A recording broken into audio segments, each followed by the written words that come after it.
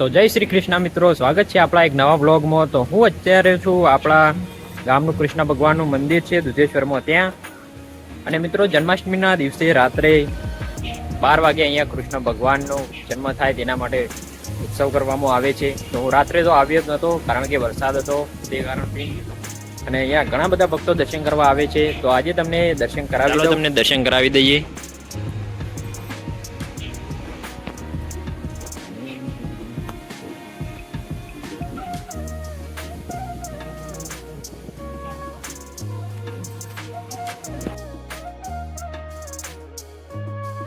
તો મિત્રો કૃષ્ણ ભગવાનના મંદિરે રાત્રે 12 વાગે મેળા જેવો હોય છે। બધા લોકો ગામમાંથી દર્શન કરવા આવે છે કૃષ્ણ ભગવાનનો જન્મ થાય તે નિમિત્તે।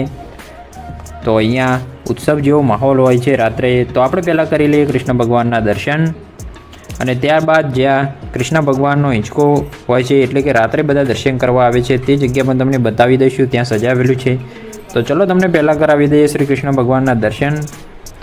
તો મિત્રો જોઈ શકો છો કેટલી સુંદર કૃષ્ણ ભગવાનની મૂર્તિ છે, અને બાજુમાં બિરાજમાન છે શ્રી રાધાજી।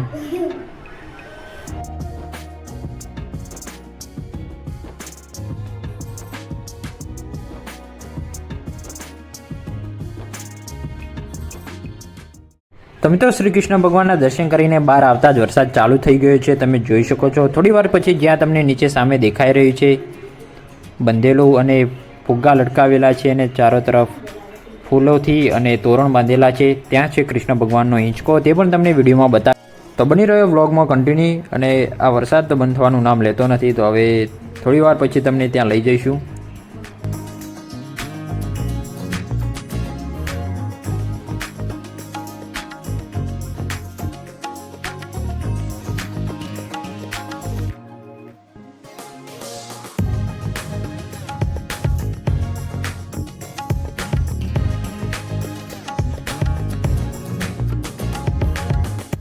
તો મિત્રો વરસાદ ધીમો પડી ગયો છે, તો હવે તમને કરાવી દઉં શ્રી કૃષ્ણ ભગવાનના દર્શન। તો જોઈ શકો છો અહીંયા શ્રી કૃષ્ણ ભગવાનનો હિંચકો છે, જ્યાં મહારાજ બાજુમાં બેઠા છે મંદિરના પૂજારી। તો અત્યારે પણ ઘણા લોકો દર્શન કરવા આવી રહ્યા છે, સવારે પણ ઘણા લોકો દર્શન કરવા આવે છે, તો અમે પણ દર્શન કરવા આવી ગયા છે। વરસાદ થોડો ધીમો થયો ત્યારે ઘરેથી અમે નીકળી ગયા હતા, તો પણ આજે વરસાદ છે જ, તો તમે કરી લો દર્શન કૃષ્ણ ભગવાનના।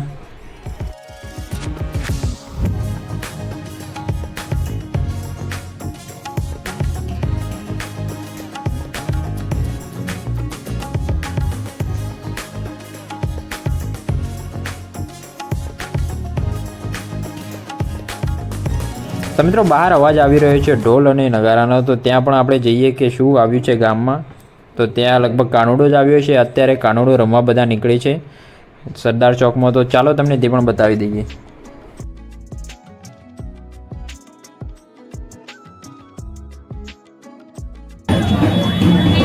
તો મિત્રો આપણો કન્ટિન્યુ બ્લોગ ચાલુ છે કૃષ્ણ ભગવાનના મંદિરનો।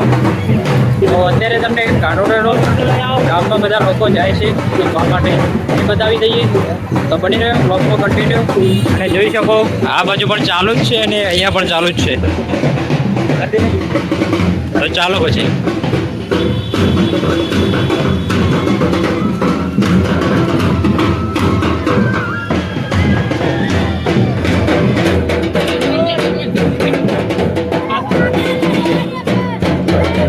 મિત્રો કાનુડો હવે હેડ્યો છે।